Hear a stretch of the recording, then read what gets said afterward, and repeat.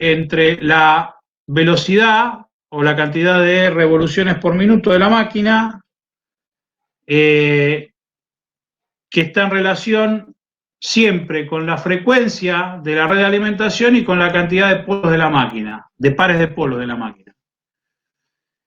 Como esta máquina nos dice el enunciado que es de 960 RPM nominales, digamos, cuando la máquina está alimentada con tensión nominal, frecuencia nominal y la carga que arrastra en la correspondiente al par nominal, todo el sistema se equilibra en 960 RPM. Esta sería la velocidad mecánica de la carga. Tomando esto como base, y como ya vimos también en un par de problemas anteriores, uno puede por tanteo buscar cuál es la velocidad sincrónica más próxima, y entonces en este caso la velocidad sincrónica más próxima son 1000 RPM, que corresponde a 3 pares de polos. ¿Está? Entonces ahí estamos también definiendo esta máquina, un dato que no teníamos, pero a partir de digamos, interpretar los datos del enunciado y saber qué relación hay entre velocidad de la carga y velocidad del campo, velocidad sincrónica, podemos establecer que esta máquina es una máquina de 3 pares de polos. También sabemos que hay una relación entre la velocidad del campo, impuesta por la frecuencia y los pares de polos, y la velocidad a la cual realmente gira el sistema que estamos arrastrando. Bueno, con eso podemos relacionarlo a través del resbalamiento, con esta ecuación que está acá, que ya conocemos, de manera tal que uno puede, si conoce la velocidad del campo y si conoce la velocidad de giro mecánica real del sistema, establecer el resbalamiento. Bueno, eso para nosotros, reemplazando valores, nos permite decir que, de nuevo, cuando la máquina está conectada a la tensión nominal, con la frecuencia nominal, arrastrando la carga nominal, y gira entonces a la velocidad nominal, el resbalamiento es del 4%. ¿Está? Y por otro lado, también teniendo las RPM sincrónicas, puedo calcular la velocidad del campo, la omega de campo, la omega sincrónica, en términos de radianes sobre segundo. Todos estos son parámetros, digamos, que se desprenden del enunciado, y que algunos vamos a ir usando después en el desarrollo de cada uno de los puntos específicos que pide el enunciado. Hasta acá, digamos, son cuestiones genéricas, comunes, que podemos determinar para caracterizar la máquina y terminar de establecer sus parámetros funcionales, nominales, etc. También es cierto que si yo conozco una máquina con sus datos, digamos, de la curva natural, de su característica natural, para esa característica natural es posible determinar el resbalamiento máximo, que sería el resbalamiento para el cual se produce la cupla máxima de la máquina, que también, como ya vimos en otros ejercicios, es un parámetro que depende pura y exclusivamente de las magnitudes de la máquina, R'2, R1 y la reactancia de cortocircuito. Por lo tanto, yo también puedo calcular, saber en qué valor de resbalamiento se me va a estar produciendo mi cúpula máxima. Eso lo calculo reemplazando los valores, ¿no? 0,4, fíjense que R'2 es 0,4, R1 es 0,114 ohm, y la reactancia de cortocircuito es de 2 ohm. Eso engloba X1 y X'2, ¿no? Bien. Entonces, reemplazo esos valores y obtengo el resbalamiento SM, que es el resbalamiento para el cual se va a estar produciendo el valor máximo de cupla, el pico de cupla de la curva natural de la máquina. ¿Alguna duda hasta acá?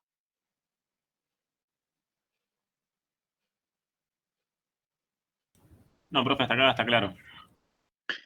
Bueno, ok. Entonces, seguimos. Planteamos el circuito equivalente de la máquina. Recuerden que el enunciado me decía que se desprecian la corriente de vacío y las pérdidas mecánicas, con lo cual eso me permite a mí independizarme, digamos, no considerar la rama paralelo que tiene en cuenta las pérdidas en el hierro y el proceso de magnetización, la corriente de magnetización de la máquina, y entonces me va a quedar un circuito, digamos, bien aproximado. O sea, ya no es aproximado por correr solamente la rama de magnetización paralela del medio del circuito hacia la entrada, sometiéndola a la tensión de entrada de la máquina, sino que en este caso ya directamente tanto la resistencia de pérdida como la inductancia de magnetización también desaparecen de este circuito. Y me queda una red serie como está marcada ahí en amarillo. De tal suerte que, fíjense que si yo desprecio esto que está acá, si yo lo desprecio, entonces tengo como dato R, tengo como dato la reactancia de cortocircuito de la máquina, pero además también tengo R' de carga, porque si estoy funcionando en condiciones nominales, tengo conocido, porque lo acabo de hallar, lo hallamos acá, tengo conocido el resbalamiento nominal. Bien. Eso sería si yo quisiera, por ejemplo, calcular corriente nominal de la máquina. Ahora, el punto 1 o el punto A pide condiciones de arranque, corriente de arranque y par de arranque cuando lo arranco de manera directa y cuando lo arranco como estrella triángulo. El hecho de que sea condicionado al momento de arranque no impide que yo pueda seguir utilizando el mismo circuito que estábamos viendo recién, porque con el solo hecho de particularizar el valor de S al instante que quiero, al instante o al estado de funcionamiento que quiero estudiar, digamos, es suficiente. Se adapta este circuito, ¿de qué manera? Y poniendo el resbalamiento que corresponde al estado que quiero analizar. En particular, el punto A pide parámetros de arranque. Bueno, tendré que poner ¿qué cosa? El resbalamiento de arranque, que como todos sabemos, ¿vale cuánto? El S del arranque vale 1, correcto. Entonces, fíjense que como vale 1, acá ya está tenido en cuenta. ¿Por qué? Porque eso en general, ¿qué es? Es R'2 sobre S, ¿correcto? R'2 sobre S. Como S es igual a 1, me queda R'2. Bueno, quiere decir que esta corriente que estoy planteando, ni más ni menos que como ley de Ohm, tensión aplicada dividido la impedancia sobre la cual se aplica esa tensión, bien, eso me da corriente de arranque 193,7 amperes. ¿Está? Ahora bien, ¿qué pasa? Nosotros dijimos hace un ratito que la conexión de esta máquina es en triángulo, porque además lo dice así el enunciado, y entonces esa fase que nosotros analizamos está sometida a 400 volts. Bien, fíjense que entonces la fase le pusimos acá los 400 volts, esto es 400, ¿sí? Y me da 193 amperes, 193,7. Eso es la corriente de la fase, de una fase que está en triángulo. Esos 197 están pasando por el bobinado de una fase.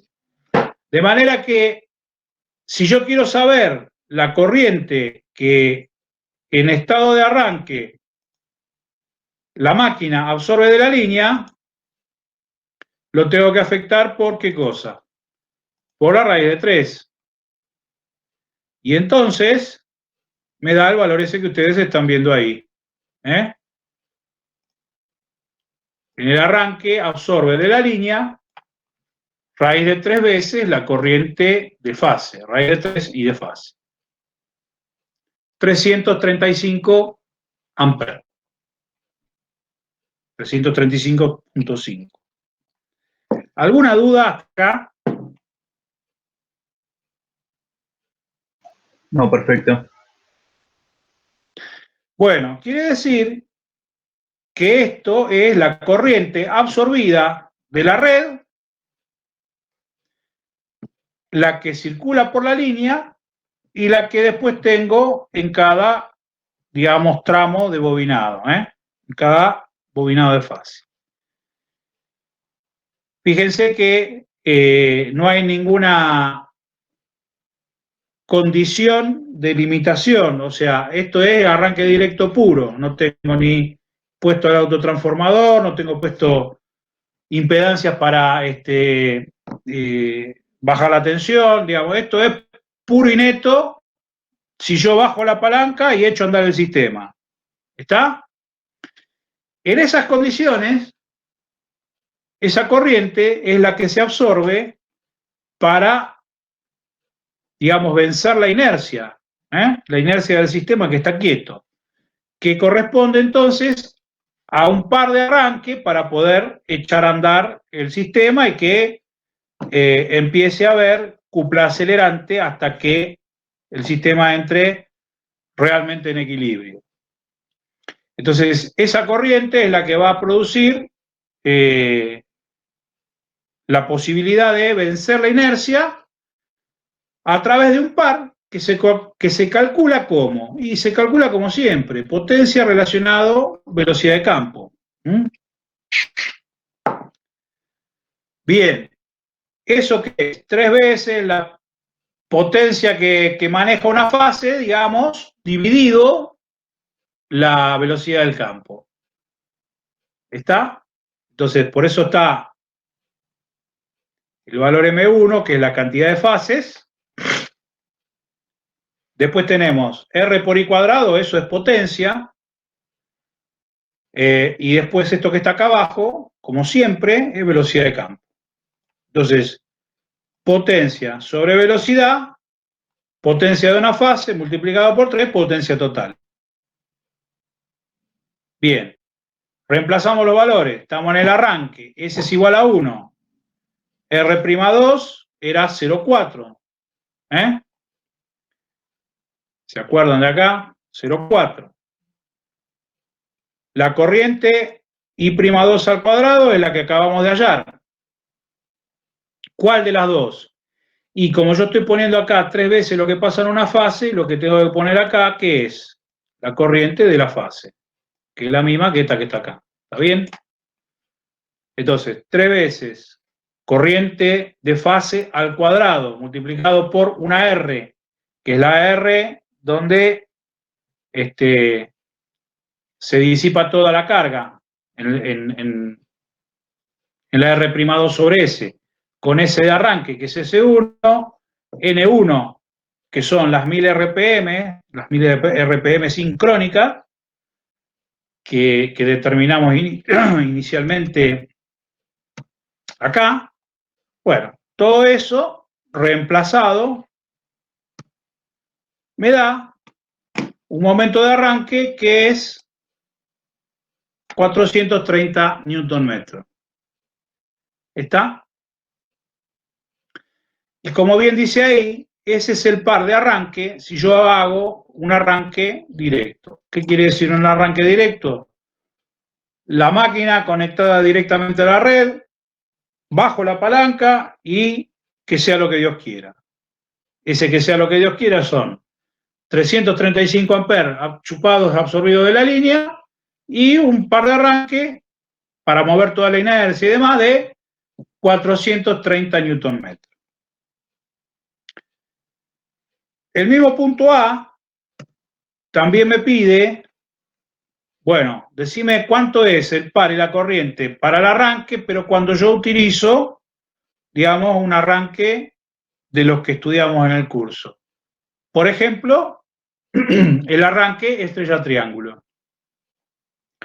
Bien, todos sabemos, porque lo vieron en la teoría seguro con Alberto, que cuando yo utilizo un arranque estrella-triángulo, la corriente se reduce a la tercera parte y el par se reduce a la tercera parte. De manera tal que la corriente que voy a estar absorbiendo va a ser lo que calculé antes dividido 3 y el par que voy a estar entregando va a ser lo que calculé dividido 3. Profe, ¿puedo hacer una consulta? Sí, claro. Respecto a la consigna, volviendo a la diapositiva de la consigna, ¿el MI qué sería? La relación de transformación de corrientes. Ah, perfecto. Lo confundí con la cantidad de fases, pero ahí en el enunciado igual dice trifásico. Gracias, profe. Fíjate, acá dice trifásico y esto es MI y lo que por ahí te confunde es que acá dice M1, esto es un 1. Claro, exactamente eso era lo que había visto y me confundió, gracias.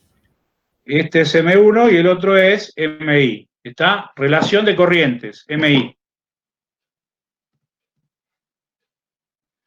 Bien, entonces, nada, una vez que digamos, planteamos el modelo de esta máquina en función de los datos que nos da, más otros datos que hemos determinado, en el caso apenas arrancamos, digamos, con el punto A, pared de poro, velocidad sincrónica, resbalamiento, etcétera, etcétera, bueno, eso nos permite obtener los datos correspondientes a lo que pide, o digamos los valores correspondientes a lo que pide en el punto A. Con esto hemos analizado tanto el arranque directo como, como el arranque con estrella triángulo. ¿Está?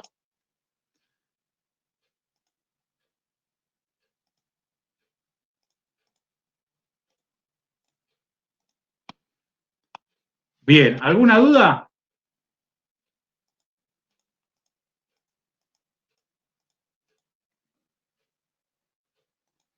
Bueno, si no hay duda, seguimos. ¿Qué era lo otro que me pedía el enunciado? El enunciado me decía, en el punto B,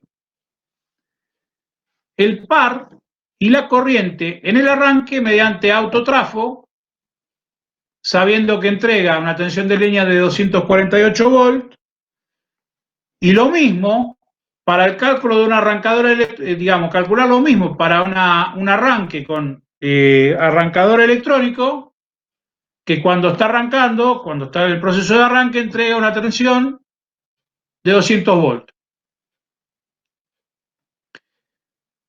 Bien, eso es ni más ni menos que lo siguiente. En el primer gráfico, ustedes están viendo lo que sería una conexión de arranque para arranque por autotrafo, donde el autotransformador está en serie, digamos, con la alimentación, y ustedes, mediante el cursor, pueden, digamos, definir, variar cuál es la tensión que yo le estoy entregando, cuál es la tensión que va al motor y cuál es la corriente que va al motor. ¿A partir de qué? A partir de este punto, digamos, ¿no? Acá tengo siempre B1 de línea, ¿está bien? Va al autotrafo, uno mueve el cursor y como los trafos de laboratorio que ustedes habrán visto ya, digamos, en todas las prácticas que han hecho hasta ahora. Uno con el variac lo que hace es definir cuánta tensión le está entregando ¿a qué? Al lector del motor. En este caso en particular, el enunciado dice que este autotrafo está entregando 248 volts. Bien, como ustedes saben, porque ya lo hemos visto y seguramente también Alberto lo explicó en la teoría, la cupla depende de quién, depende del cuadrado de la tensión. Entonces, por esa razón, cuando nosotros calculamos, por ejemplo, en este punto la cupla o el par entregado con un arranque estrella-triángulo, entrega 143 porque la tensión varió. Esa es la razón por la cual varía la corriente y entonces se hace menos pesado para el dimensionamiento de la línea un arranque cuando le pongo una estrella triángulo. Entonces, sea cual fuere el proceso de arranque que yo use, salvo el directo, todos los demás se basan en bajar la corriente en función de ¿qué? En función de disminuir la tensión de entrada. Pero eso no es gratuito, porque yo bajo la tensión de entrada, o sea, estoy bajando la tensión que pongo acá, y obviamente cuando la tensión baja por ley de Ohm, si esto baja, los parámetros R y X quedan iguales, obviamente la corriente baja. Ahora, ¿eso es gratuito? No, no es gratuito, porque además de bajar la tensión, baja la corriente, pero me repercute ¿en dónde? Me repercute en el par que estoy entregando. En cualquier par, ya sea en el arranque o en el par nominal que estoy entregando, digamos. ¿Por qué? Y porque el par, como bien se ve acá, bueno, no en esta ecuación, pero el par depende de ¿qué? De la tensión al cuadrado. ¿Está?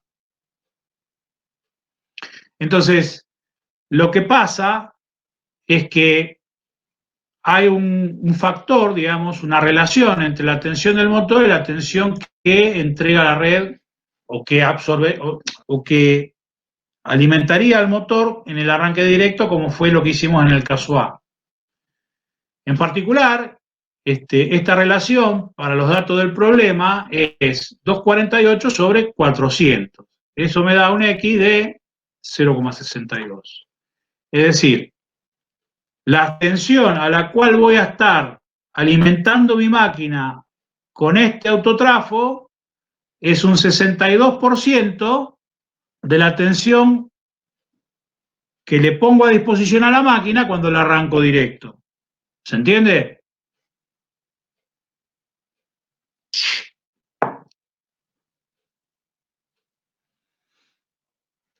Bien. Eso implica que los valores de corriente y de momento, bueno, se ven afectados. Entonces, yo bajo la corriente también en este caso, pero además, como siempre, también baja el par. ¿Por qué? Y porque baja la tensión y entonces todo está, digamos, relacionado con el cuadrado de la misma. Entonces, es lo que decía hace un rato, yo logro un beneficio que baja la corriente y entonces me permite dimensionar no tan grande las instalaciones, pero eso hay que tener cuidado porque no es gratuito. También tengo una merma en el par, lo cual puede hacer que un sistema arrancado en estas condiciones con la carga ya acoplada no tenga el suficiente margen como para poder arrancar si la cupla de arranque es igual o menor a la cupla resistente. Y si fuera mayor, ¿qué va a estar pasando? Y depende de cuánto mayor va a ser el tiempo que dure el proceso de arranque. ¿Qué quiere decir todo esto? Cuanta más holgura yo tenga o cuanta más separación haya entre la cupla resistente que está acoplada en el eje de la máquina y la cupla motora que mi motor entrega, mayor va a ser la cupla acelerante. Ustedes habrán visto también en la teoría que la cupla acelerante es la diferencia entre la cupla motora y la cupla resistente. De manera tal que cuanto más separado esté un valor del otro, mayor va a ser la cupla acelerante y por ende, menos tiempo va a durar el proceso de arranque. Entonces, hay que ver todas estas cuestiones, digamos, es un juego técnico-económico que tiene que ver con bajar secciones de cable para la instalación, la infraestructura que uno tiene que poner y demás, por un lado, las protecciones, etcétera, pero por otro lado, saber que no es sin costo. El costo es una merma en el par que puede tener como consecuencia o bien que el sistema no arranque, porque no tengo el motor no entrega la cupla suficiente, o bien que el arranque sea por demás largo. ¿Por qué? Y porque la cupla acelerante es poquita, y entonces como acelera poco en cada unidad de tiempo, le va a llevar más unidades de tiempo llegar al equilibrio entre par motor y par resistente. ¿Se entiende? ¿Alguna duda con esto?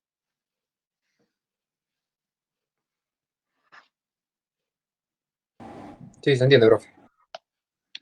Bien. Y después está el caso del arranque electrónico. Bueno, los arrancadores que ustedes seguramente han visto, han oído, han visto catálogos y demás, que en definitiva,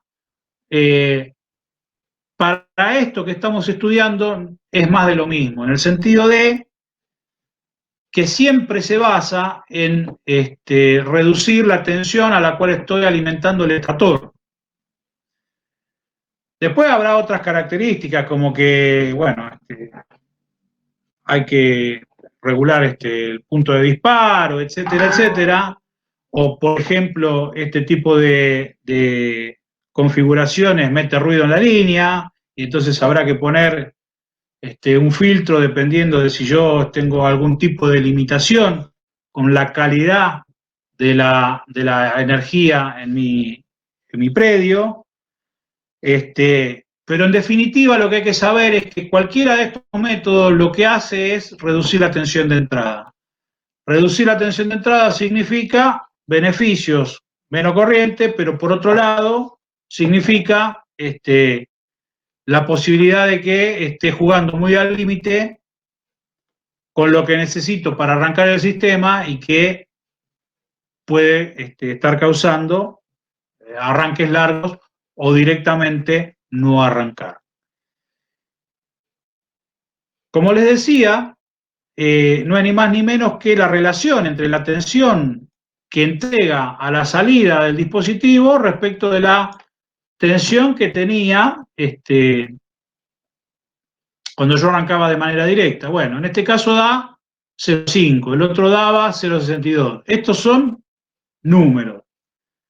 En uno puso 248, el que inventó el problema, en otro puso 200. La realidad es que, digamos, desde el punto de vista de lo que tiene que ver con el estudio del motor propiamente dicho, no es ni más ni menos que la tensión a la entrada.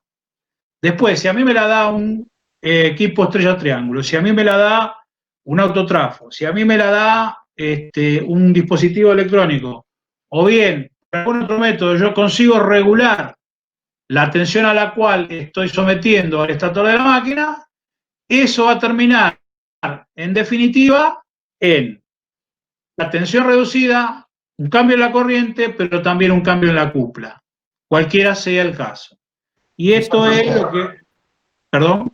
Le quería hacer una consulta. En el cálculo de las corrientes, en el caso con el autotransformador, es 0,62 al cuadrado, figura ahí. Y abajo es directamente 0,5 con esa relación. No está al cuadrado. No, acá hay un error. Porque ahí se va, no es 129. Ahí si no es al cuadrado, te queda 208 amperes. Bueno, ¿Puede lo ser? corregiremos. Sí. Ah. ¿Por qué? A ver, No, digo para ver. analicemos. Sí. Pensemos, ¿cuál está bien?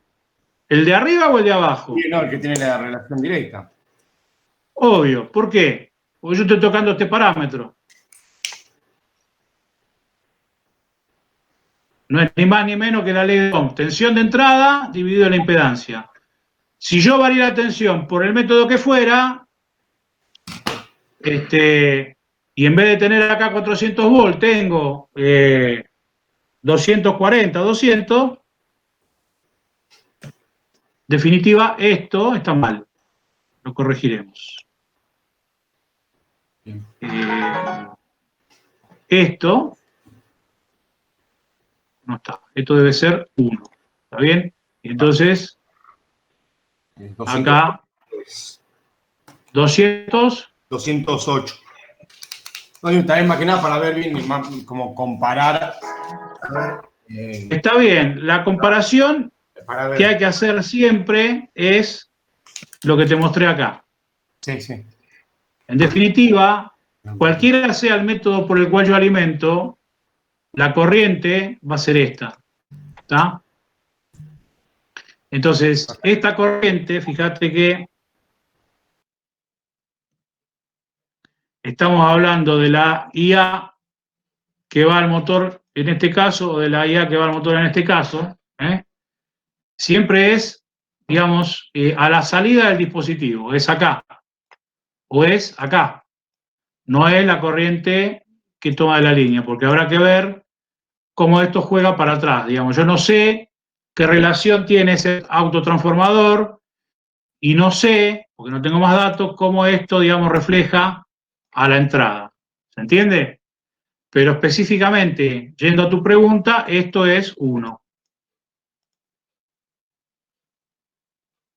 ¿Estamos de acuerdo? Pero ahí me mareé un poquitito, porque ahí, o sea, son distintas las corrientes, supuestamente. La de arranque del autotransformador y después la que va al motor, me está diciendo.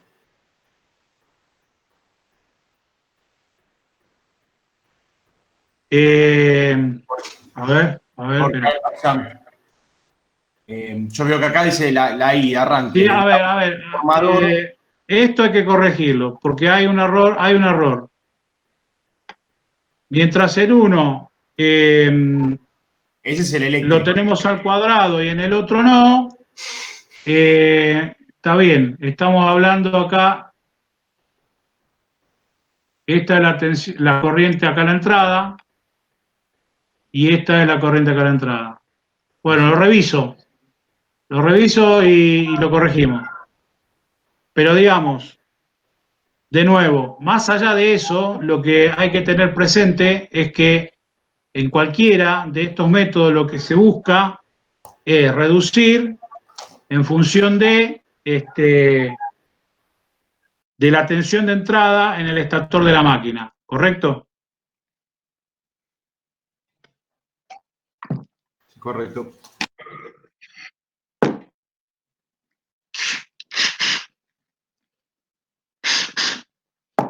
Bien, seguimos. El punto C está pidiendo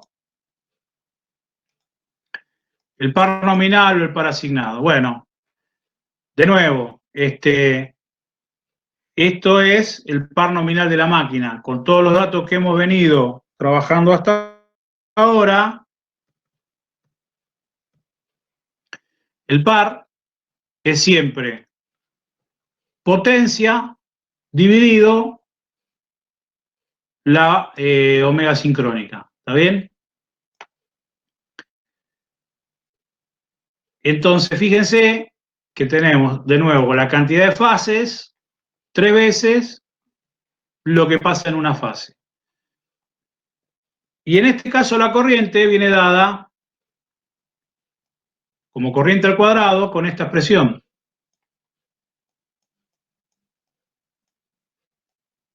Eso sería el cuadrado. Extensión al cuadrado dividido el módulo de la impedancia también al cuadrado. ¿Está bien? Entonces es M, R por I cuadrado, potencia dividido velocidad de campo, y eso me da momento. Después, como siempre, particularizando con el valor de resbalamiento que corresponde, bueno, obtendré el momento para la parte de la curva correspondiente a ese resbalamiento. En particular, el punto C pide el resbalamiento nominal, y ya lo habíamos calculado que es 0,04. ¿Está bien? Por otro lado, acá esto, digamos, la R'2 para este resbalamiento es 0,4 sobre 0,04, es 10 ohm. Eso se reemplaza acá, estos 10 ohm que están acá. Después también tensión, R1, R'2 sobre S, que es esto que vimos acá. 2 al cuadrado, la impedancia de corto, aquí de cortocircuito al cuadrado. Bueno, el par nominal es 431 Newton metro. ¿Está?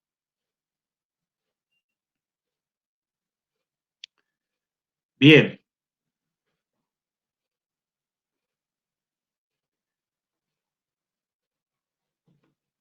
Esto es el punto C. Después, ¿qué pide?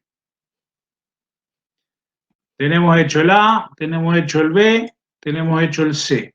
Después dice, el motor mueve una carga mecánica que demanda par constante e igual al par nominal.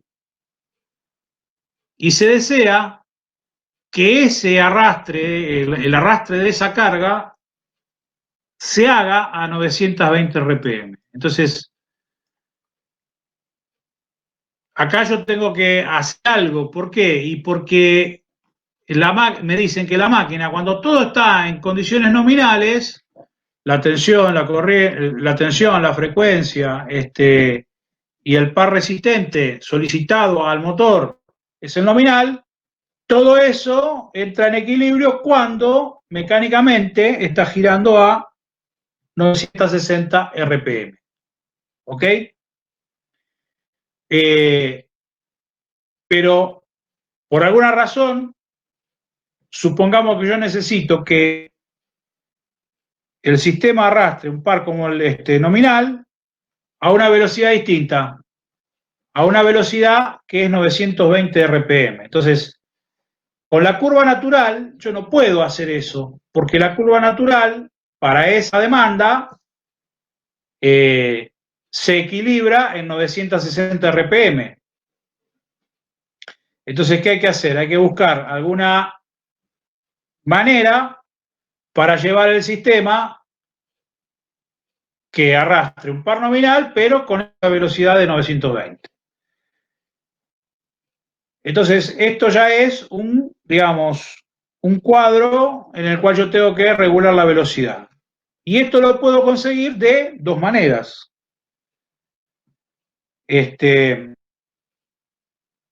Como dice ahí, o bien, como pide según el punto D, modificando la tensión con la cual se alimenta el motor. ¿Por qué? Y porque ustedes saben que cuando yo cambio la alimentación la tensión de alimentación del motor, ya hemos visto en algún problema anterior,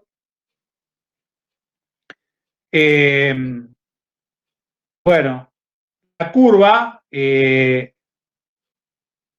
deja de ser la natural y pasa a ser una curva distinta, pero que tiene una característica.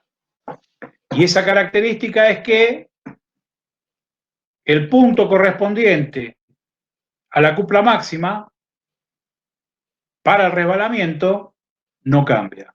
O dicho de otra manera, el resbalamiento de la cupla máxima es siempre el mismo, independientemente de la curva con la cual esté trabajando. Esa es una manera. Eso implica que la curva se habrá movido y entonces el punto de equilibrio es otro. Eso como primera posibilidad de regular a 920 RPM. La otra posibilidad es, como dice el punto E, bueno, digamos, buscar lo mismo, buscar que el sistema entre en equilibrio en 920 RPM, pero moviendo la curva, dejando la tensión como está, pero moviendo la curva. ¿Y cómo se hace eso? Bueno, este es un motor de rotor bobinado y es posible mover la curva de respuesta par velocidad mediante la inclusión de resistencias en serie con el rotor, digamos. Entonces vamos a ver los dos casos.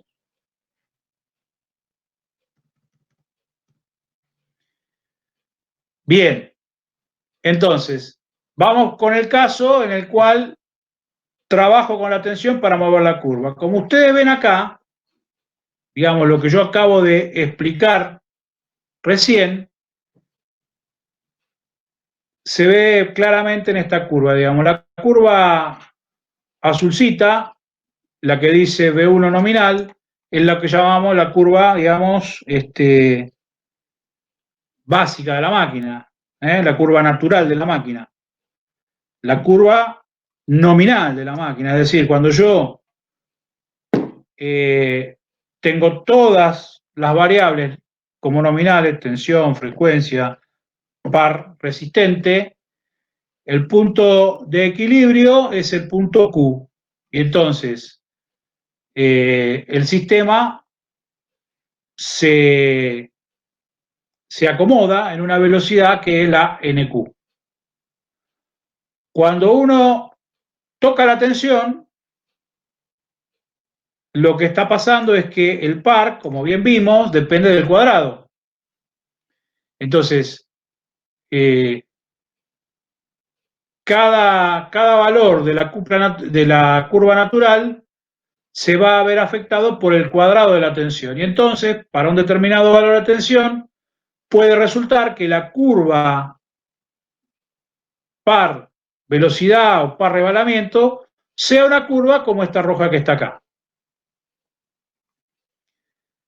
Y entonces ustedes ven acá, por ejemplo, lo que yo comentaba hace un rato, ¿no? Yo puedo bajar la tensión y como consecuencia de eso, lo que va a pasar es que reduzco la corriente de arranque y puedo trabajar con protecciones de menor calibre, menores secciones, etcétera, abaratando, digamos, la instalación para dar alimentación a este motor, pero, bueno, todo tiene un límite, porque fíjense que como está planteado acá, si yo siguiera bajando la tensión, entonces la cupla de arranque, esa cupla que se ve ahí, va a estar por debajo de la cupla resistente, y entonces si el sistema arranca con la carga ya acoplada, no arrancaría. ¿Y por qué? Y porque no le da la fuerza para mover, para arrastrar todo el sistema. Entonces, todo tiene un límite. Como les decía antes, no es, digamos, a costa de nada, es a costa de resignar par para arrastrar el sistema. Bien, en esas condiciones, yo sé que voy a bajar la tensión, porque así me lo dice el enunciado, y entonces, suponiendo que la curva para la nueva tensión es esta rojita que está acá, el sistema, para el mismo par resistente, se equilibraría en el punto P, lo cual da lugar a otra velocidad de funcionamiento NP, que además me la están dando, me están diciendo que queremos que funcione el sistema en una condición de NP igual a 920 RPM. ¿Está? Eso significa que con tensión reducida, igualmente, la velocidad sincrónica o la velocidad de campo sigue siendo 1000. ¿Por qué? Y porque yo toqué tensión de entrada, pero no toqué parámetros de la máquina. O sea, no toqué pares de polos. ¿Está? Entonces, la velocidad sincrónica sigue siendo la misma, 1000, porque además la frecuencia de la red tampoco cambió. ¿Estamos de acuerdo? Entonces, querer arrastrar el sistema a 920 RPM, digamos, siguiendo acoplada el mismo par resistente, significa un nuevo punto de equilibrio P con una velocidad NP igual a 920. Eso significa que el rebalamiento del sistema ahora va a ser 0,08, lo que es lo mismo, 8%. ¿Está bien? ¿Se entiende hasta acá? ¿Alguna duda?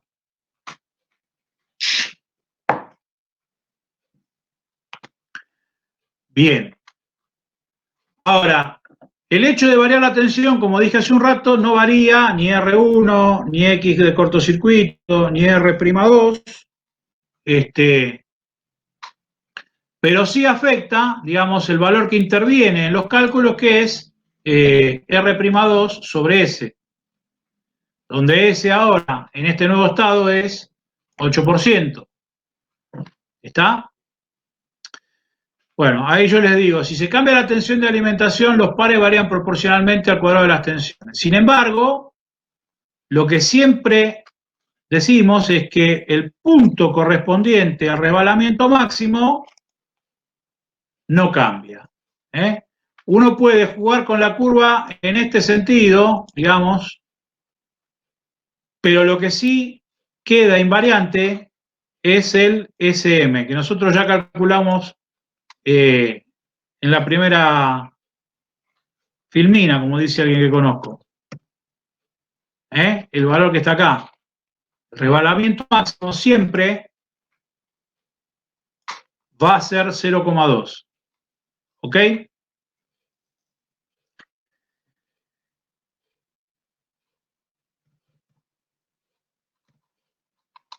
De manera tal que este nuevo punto de funcionamiento, nuevo punto de equilibrio, P, está condicionado según el enunciado en que la cupla motora, el par motor entregado, sea igual al par resistente. Entonces, bien, el par resistente es el mismo que el par nominal, pero con una diferencia. Yo tengo que entregar ahora ese par, digamos, con una condición de funcionamiento representada por la curva roja. ¿Está? Una curva roja que tiene o corresponde el equilibrio en un rebalamiento de 0,8 y que me impacta, de 0,08 y que me impacta en el R'2 sobre S que interviene en la ecuación.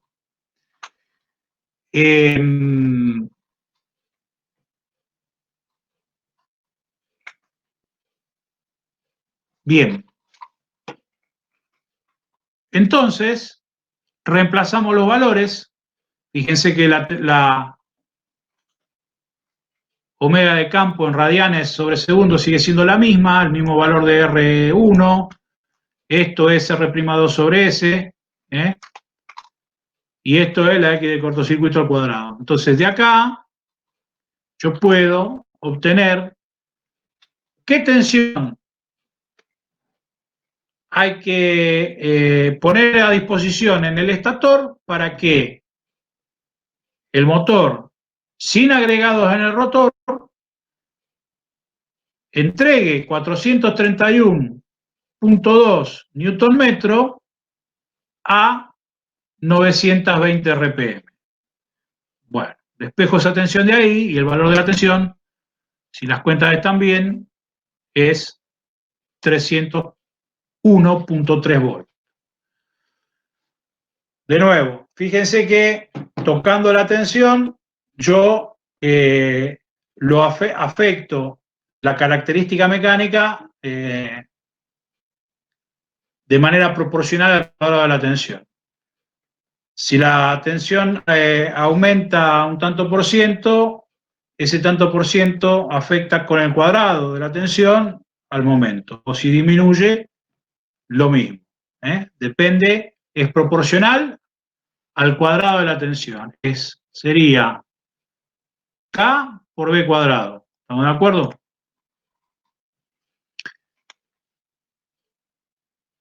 Supuestamente, o no supuestamente, digamos, alimentando el sistema, poniendo acá esos 301 volts, bueno, este sistema, con este circuito y esos parámetros, será capaz de entregar un par resistente como el que le están demandando y toda la dinámica del sistema se equilibra en 920 RPM. ¿Está? ¿Alguna duda hasta acá?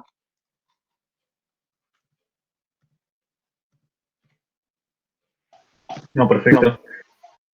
Bien. Esto sería buscar esa forma de equilibrio, esa forma de funcionamiento a través de la variación de tensión. Pero también, dijimos hace un rato, y también lo pide el enunciado así, que yo podría, digamos, reproducir esa condición de funcionamiento, es decir, tal par a tal velocidad, con alguna otra,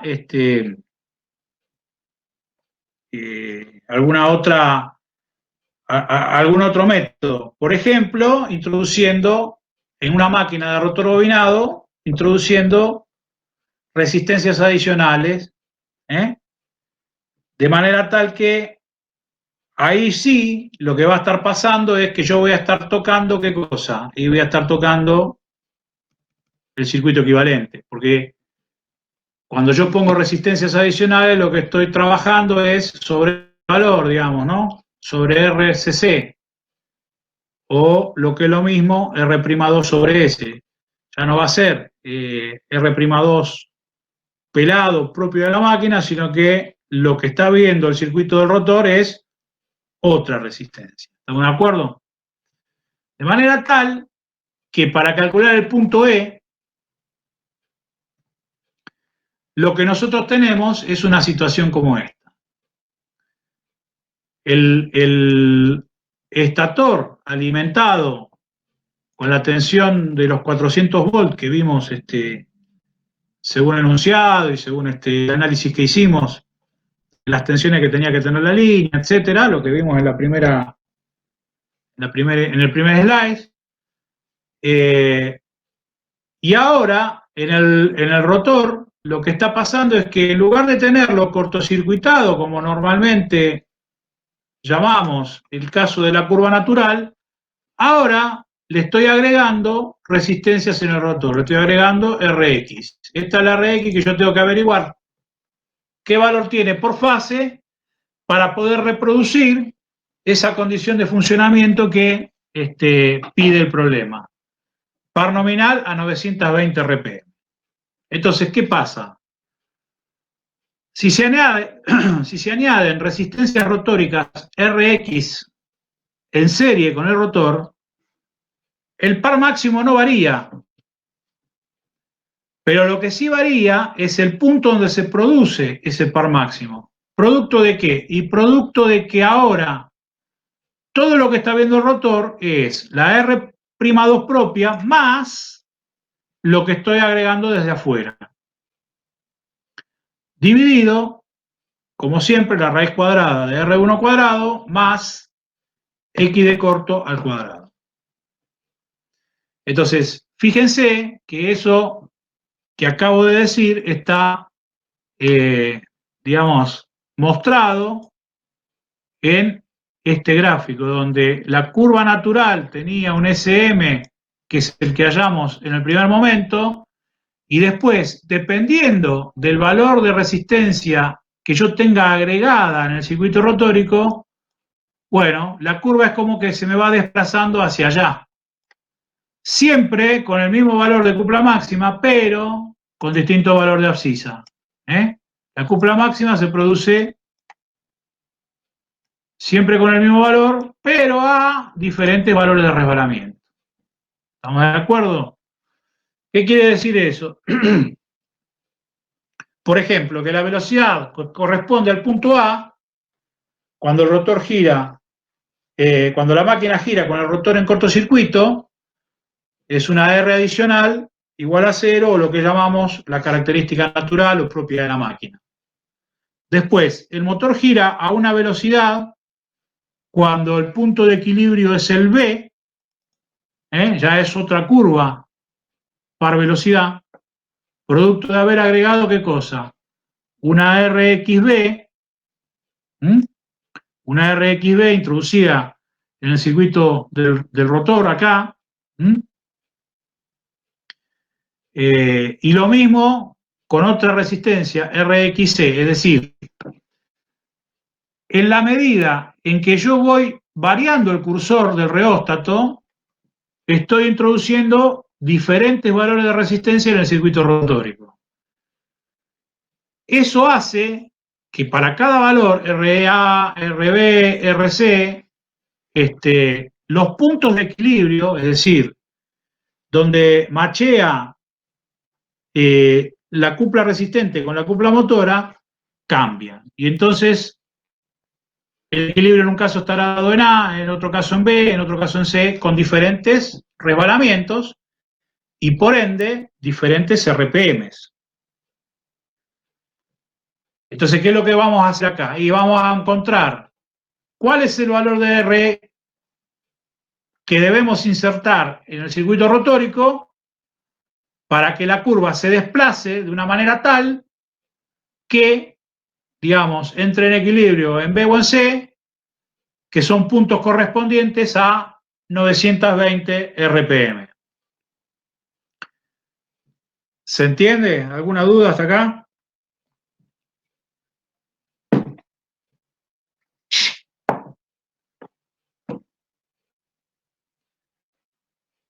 Bien. Lo que siempre tienen que tener en cuenta, digamos, y lo que está tratando de mostrar este problema es que si yo toco tensión, me muevo, digamos, verticalmente en la curva. ¿Sí? Me muevo con la curva verticalmente. Diferentes valores de par. Si yo lo que hago es intervenir el circuito rotórico, es como que la curva se mueve horizontalmente. ¿Está?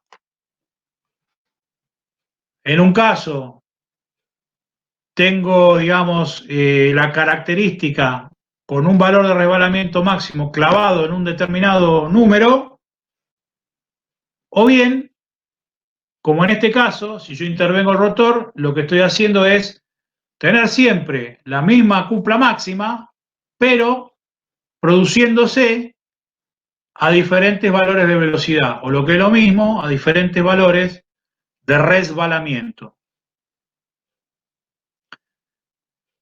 ¿Alguna duda?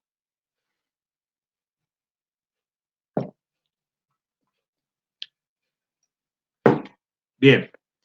Bueno, entonces, claramente, ¿qué es lo que hay que hacer? Bueno, determinar el valor Rx para que el sistema equilibre en 920. ¿Está bien?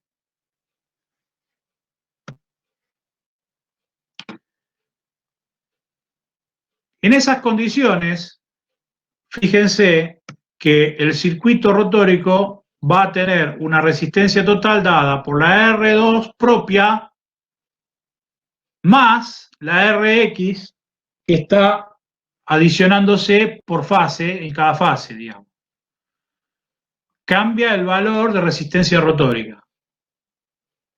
Por lo tanto, para calcular el par, lo que hay que hacer es tener en cuenta ese cambio, La resistencia rotórica total ya no es solo R'2 referida, sino que ahora es R'2 más lo que agrego, R'X también referida. Bueno, y como siempre, ¿esto qué es? Esto es corriente al cuadrado, ¿no es cierto? Esto es I' cuadrado, ¿está bien? Como tensión al cuadrado dividido el módulo de la impedancia al cuadrado. Nuevamente, para este estado que queremos conseguir, el rebalamiento sigue siendo 0,8 porque lo fija. ¿Por qué? Porque lo fija, digamos, el dato específico de a qué velocidad quiero yo que el sistema gire. Eso es una condición impuesta del problema y son 920 RPM. O lo que es lo mismo, 8% de rebalamiento. ¿Está? Bueno, sustituyendo los valores en la expresión anterior se obtiene una ecuación de segundo grado, que ya también vimos en ejercicios anteriores, que una vez resuelta permite obtener los valores de R'X. Pero también hay una forma más sencilla de hacer esto, que es comparando, digamos,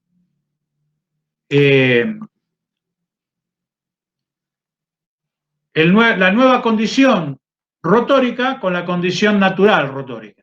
Entonces, R'2 más R'X sobre el S, que corresponde a este estado que estamos analizando, ¿respecto de quién? De la R'2 sobre S, que correspondía a la misma cupla entregada, pero con la característica natural. Fíjense que en este caso directamente me da una ecuación de una incógnita, digamos, una ecuación con una sola incógnita que es el valor de R'X, porque ese ya lo calculamos acá a partir del dato que me condiciona el problema, con el cual me condiciona el problema. Bueno, eso me permite, reemplazando los valores, ver que R'X es lo que quiero averiguar, con lo cual R'X es igual a 0,4 ohm. Es decir, R'X sería el valor de la resistencia que tengo que agregar en serie con el rotor referido al primario. Ahora bien, supónganse que calculé la resistencia y tengo que ir a comprarla. ¿Qué le pido al resistenciero? ¿Una R de 0,4 ohm? No. Le pido una resistencia real en ohm y no una referida en ohm. Para eso está el dato de la relación de transformación de corrientes. Ustedes seguramente habrán encontrado o van a leer por ahí que para una máquina de rotor bobinado, probablemente también se lo haya dicho ya Alberto, Cuando la máquina de rotor bobinado, la relación de tensión y la relación de corrientes es la misma. Hay por ahí en algunos lados una demostración de eso, ¿no? Se puede buscar. Con lo cual, habiéndome dado la relación de corrientes, tengo también la relación de tensiones. ¿Está? De manera tal que con los 0,4 ohm que tengo calculados mediante esta igualdad que planteé acá, bueno, lo afecto por los valores y le voy al ferretero y le digo, deme una resistencia de 0,1 ohm. ¿Y qué me va a preguntar el ferretero? 0,1 ohm, ¿y qué? ¿Y cuánta corriente pues, tiene que soportar ese resistor? Bueno, podemos calcularlo. ¿De qué manera? De esta manera. La corriente que va a estar referida al primario, como vinimos haciendo todo el cálculo con este circuito equivalente que hemos planteado, se calcula ni más ni menos que por ley de Ohm, donde tengo tensión sobre impedancia, siendo la impedancia ahora la composición de los parámetros naturales de la máquina más lo que he agregado. ¿Está? Bien. Eso, ni más ni menos que reemplazar valores, la tensión que tengo, la R1, el nuevo valor de R'2 más R'X sobre S, R'2, bien digo, sobre S, el mismo valor de X de corto, bueno, en este caso tengo una corriente I'2 de 38 amperes.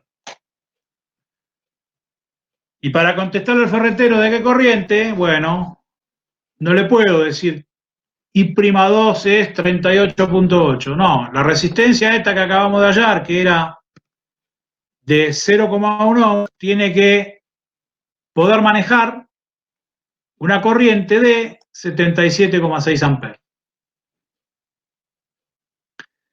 ¿Cómo lo hago eso? Y refiriendo, mejor dicho, la corriente referida está afectada por la relación de transformación. Bueno, para volver, digamos, al valor I2 real, no el prima, sino el real de este estado, bueno, esa corriente es 77,6 amperes.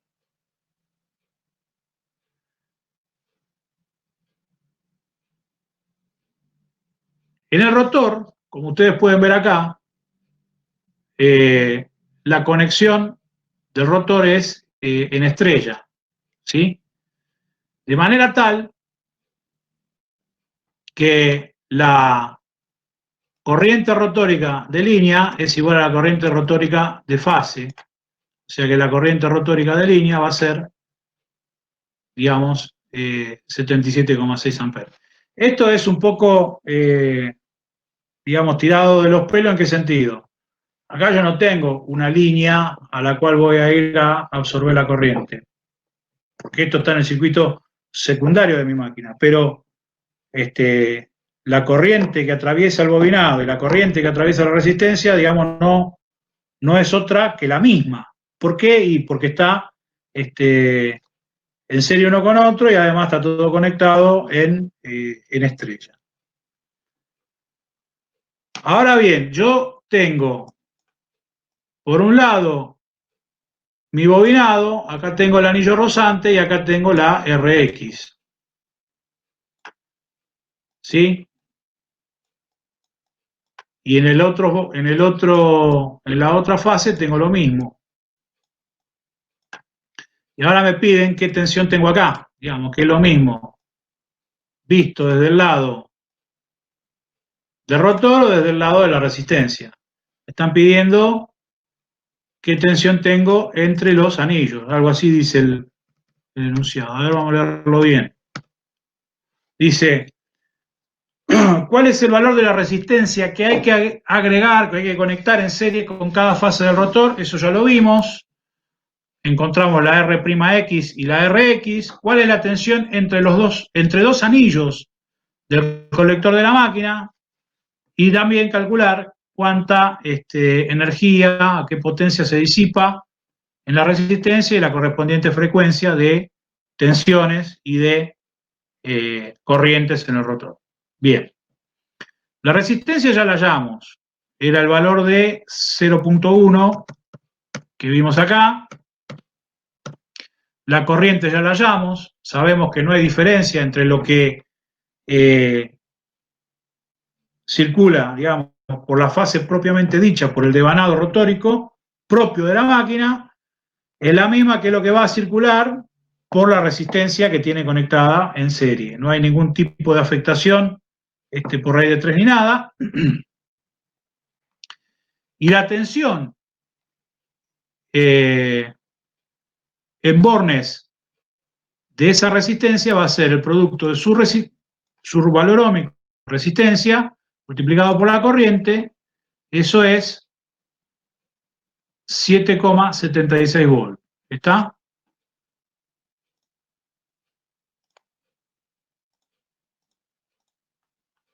$7,76 volts.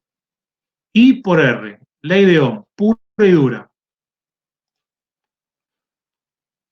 Ahora, ¿qué pasa?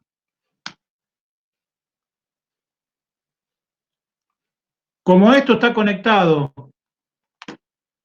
digamos, en estrella acá, yo tengo acá otra R, tengo 77,6 en una resistencia y 77,6 en la otra. De manera tal que la tensión es raíz de 3 veces esos 776.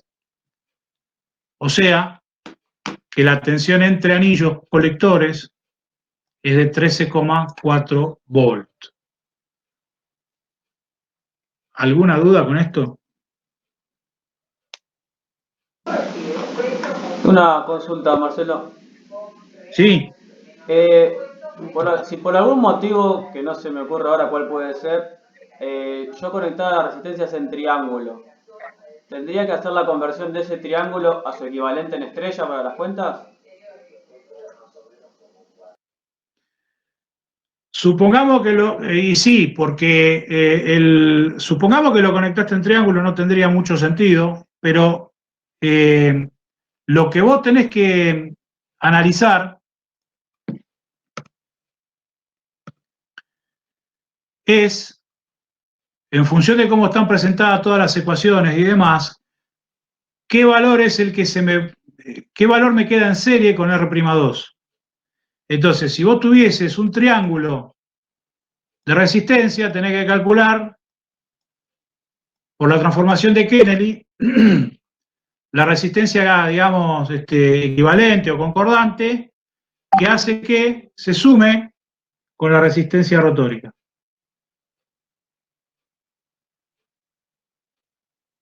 ¿Está? Sí, perfecto. No, quería ver si se le podía dar una vuelta para, digamos, resolverlo. Es medio raro, digamos, porque... sí, no me lo imagino igual, pero no sé. Pero, digamos, la fórmula tiene en cuenta, digamos, R'2 más lo que agregue en cada fase.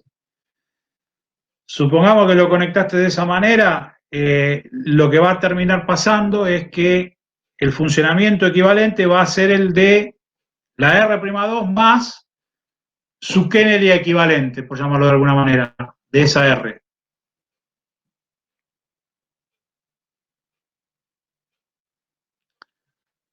¿Ok, Santiago? Sí, muchas gracias. Bueno. ¿Alguna duda con el tema de las tensiones entre anillos rozantes?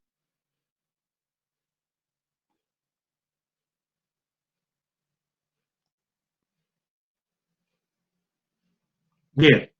Bueno, entonces, calculamos la resistencia, calculamos qué corriente, calculamos qué tensión entre anillos. Me falta saber, para completar lo que pide el enunciado, Me falta saber qué potencia está manejando, cuánto está disipando esa resistencia adicional, digamos. Acá interviene también otro concepto. Si yo defino usar este método, agregando, interviniendo el circuito rotórico, lo que tengo que tener en claro también es que tampoco es gratis. Y hablo de gratis en todo sentido, digamos, en el sentido monetario acá también. ¿Por qué? Y porque voy a estar disipando energía. Tengo una resistencia, tengo corriente que la atraviesa, ok. Querer llevar al sistema a entregar par nominal con una velocidad definida determinada, como en este caso 920, hacerlo por este método significa que tengo que introducir resistencias que van a estar atravesadas por corriente y van a disipar Joule. Entonces, ¿cuánto es esa disipación? Bien. Esa disipación va a ser 3 veces el valor de la resistencia por la corriente al cuadrado, ¿sí? Y esos son, según esto, 1807 watts. Es decir, ¿puedo manejar el sistema en esas condiciones solicitadas? Sí puedo, pero ten en cuenta que vas a estar disipando 1800 watts. Y por último, lo que pedía también el enunciado es, bueno, ¿qué frecuencia tiene la corriente, la tensión en el rotor? Claramente, esto lo vieron en la teoría, la frecuencia de las corrientes rotóricas es proporcional al resbalamiento.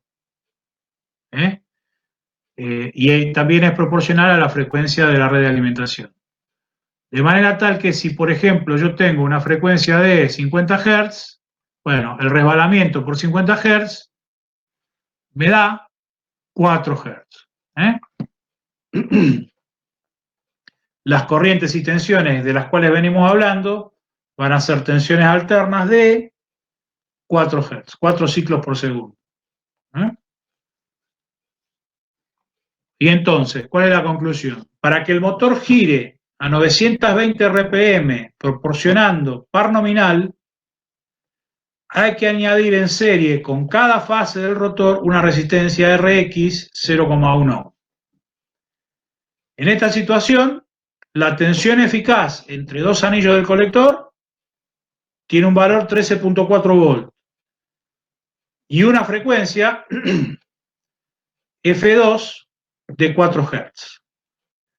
Las resistencias consumen una potencia P sub 2 o P sub X, acá le erré, P sub X, de 1807 watts. Así que bueno, con esto estaríamos calculando el último punto, o cerrando el último punto que pide el enunciado, que es resistencia, tensión, frecuencia y potencia activa consumida. Y con esto termina el problema. ¿Alguna duda?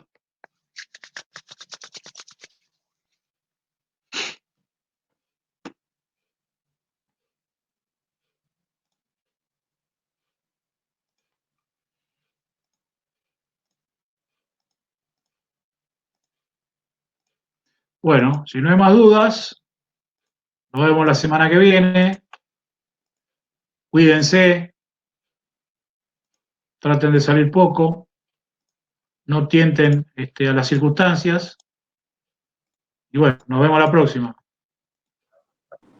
Perfecto, Marcelo. Un abrazo. Buenas noches. Gracias, Marcelo. Muchas gracias. Hasta luego. Buenas noches.